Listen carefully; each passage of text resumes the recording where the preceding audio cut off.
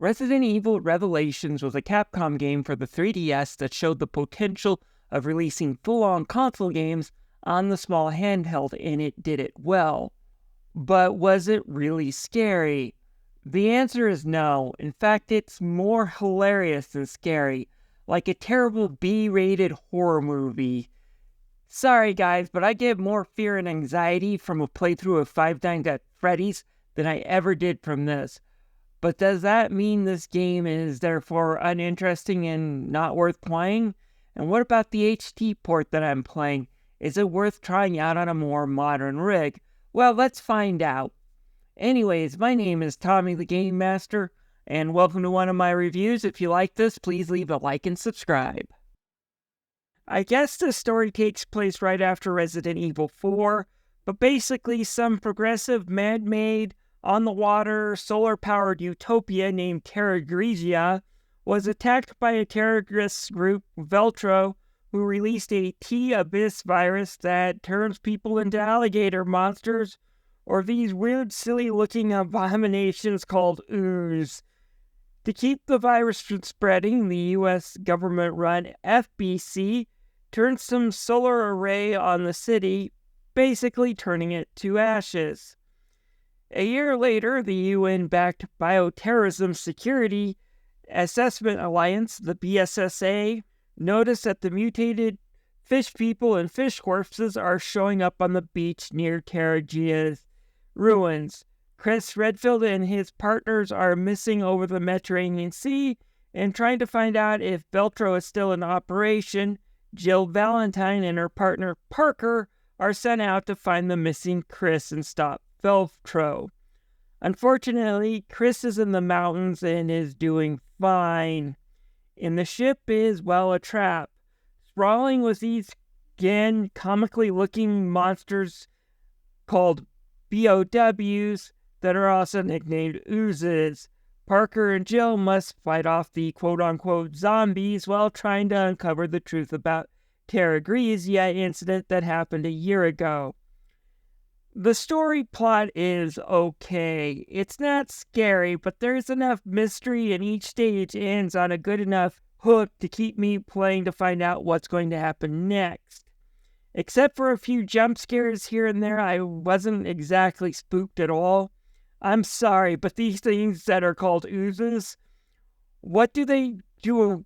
Go around mutating baby turtles? They're just not scary. Creepy looking maybe, but they're also comical. I didn't get scared or nervous around these creatures, and since they're made for the 3DS, which probably did not have enough memory to keep dead zombie corpses around, so when they fall over and die, they melt into goo. Again, it's more funny than scary. The only time I felt anxious was when there was a creature called Rebecca around, who's kind of the tyrant-esque character who keeps stalking you through the ship, but she's only in a few areas and relatively easy to take down. So other than some sounds she makes and some of the musical score, it didn't really have me on the edge of my seat feeling any dread.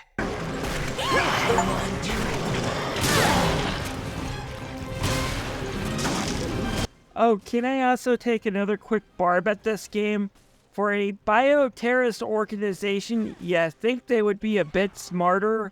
We see things like Jill putting her bare hand in a bunch of sludge, and then the agents aren't exactly well-dressed to take on things that are spreading viruses. I'm not saying they should necessarily be in full hazmat suits, but take a look at this. There's a virus going around, and we see an outfit that reveals a full chest. And then the Jennifer character here has her legs fully bared. Yeah, if you are worried about zombie bites, that would be the last thing you'd want to wear. But maybe brains and the ability to do scientific research isn't what the BSAA is looking for. To be a female BSAA agent, you must at least have a C-cup chest, be able to fit in a skin-tight suit, and have an ass that won't quit. Again, things like this make this game feel more silly than serious and scary. Finally, I do have to laugh at the political intrigue behind the villain that is in the U.S. government turns out to be behind the initial Terra Grigia attack a year earlier, and the UN-led BSAA is out to stop it. Now, my thought again is why this is so hilarious is, do I think a corrupt US bureaucrat would sabotage something like this to gain more power? Well, look at the US government's COVID policies in 2020 and tell me what you think. Do I think the UN is therefore a saint and should be trusted? Take a look at the World Health Organization's reaction to COVID-19 and then tell me. Personally, I think in real life it's kind of like saying Satan is bad, so let's hand all our power over to Lucifer. Anyways, the story is good and entertaining, but I just don't find it scary due to some of the silliness. And these monsters aren't scary at all. But let's talk about the gameplay. Is the game at least fun? Because being scary isn't everything. The gameplay takes a bit from Resident Evil 4 and simplifies it even more. Granted, it's portable, so having shorter stages that you play out kind of like a TV miniseries was actually a pretty decent idea. It's got a bit of an Alan Wake vibe when after a stage it gives you a recap of what happened during the last stage, kind of like a TV series. This is again to be expected. That said, while other Resident Evils have things like item management, not really here. You grab ammo, you grab weapons. If you don't really have space for a weapon because you only have a few weapon slots, it will go to an ammo case that you'll have to pick up later. You can also store and modify guns to give you more strength as you go around and pick up different items.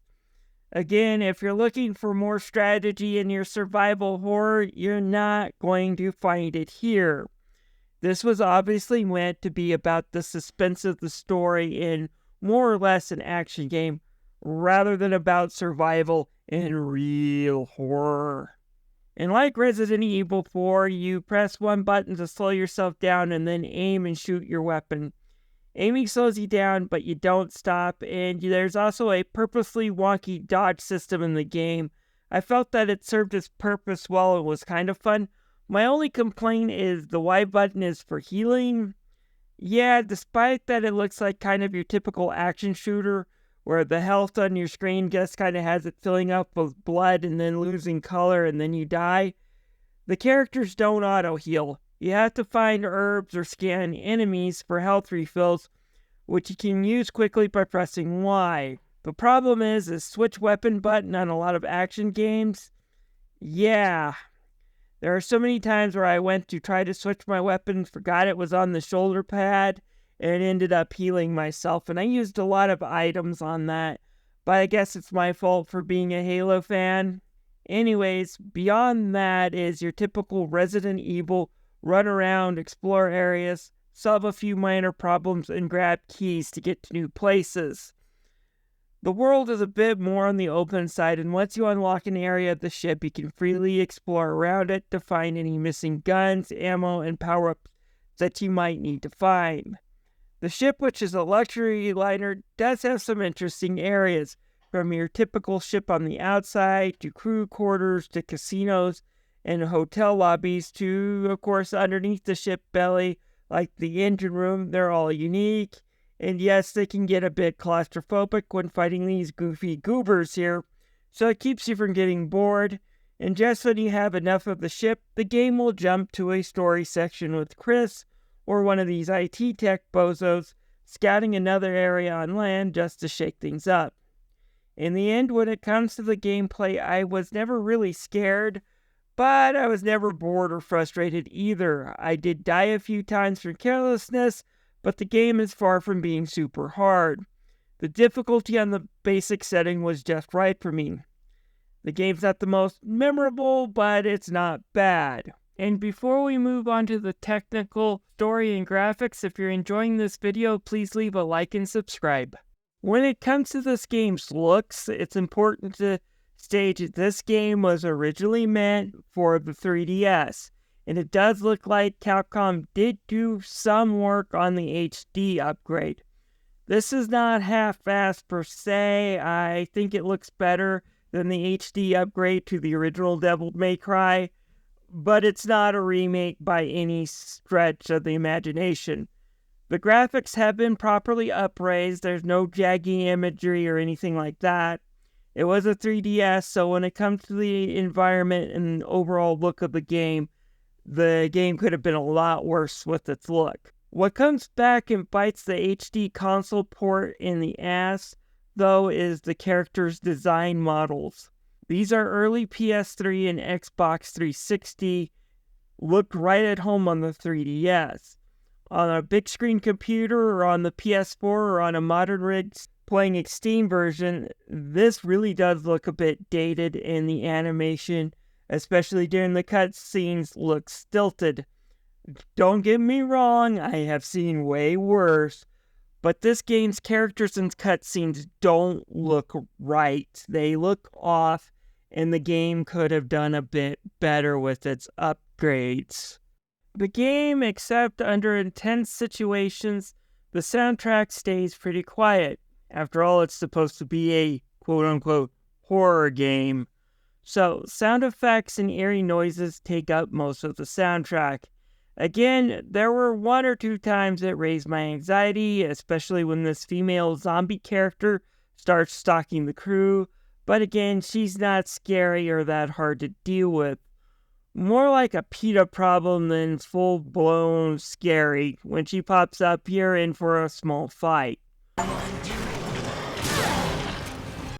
When it comes to voice acting, we have Michelle Ruff playing Jill Valentine and Kirk Thornton playing Parker, and they both do an awesome job of being entertaining. Roger Craig Smith knocks it out of the park playing Chris Redfield. The voice actors for the English dub all do a great job, so no complaints here. What are my final thoughts on this game? Well, it's not scary at all. These ooze creatures are more funny than they are scary, and although Capcom did do a good job of trying to fit a Resident Evil game onto the 3DS and did do some work making sure that the HD port certainly wasn't half-assed, it still can't escape that it was a handheld game. Monsters oftentimes are limited. The lack of memory and having them dissolved makes the game unintentionally hilarious than it is scary or horrifying. That said, the story was still pretty good, and it kept me going and playing, never being bored or frustrated, and I did pay full price for the 3DS version back in the day. Overall, if you can buy it for a good price when it's on sale, the game is certainly worth about $10 to play. It's not a perfect or great game, but it is a serviceable action game, and one I found fun. Anyways, if you found this video useful, please leave a like and subscribe. I will see you guys later.